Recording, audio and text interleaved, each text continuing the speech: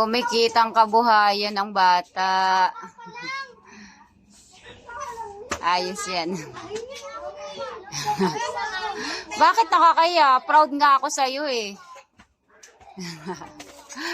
Ang ganda naman ng anak ko. Ang sipag-sipag pa. Ang galing-galing naman. Ha? Ang dami mong bariya dun, di ba? Yung mga benta mo pa doon kahapon. So, pagkagaling niyo sa school, ayan po ang ginagawa niya. Nagbebenta siya ng mga toys. Ang dami niyang customer, oh.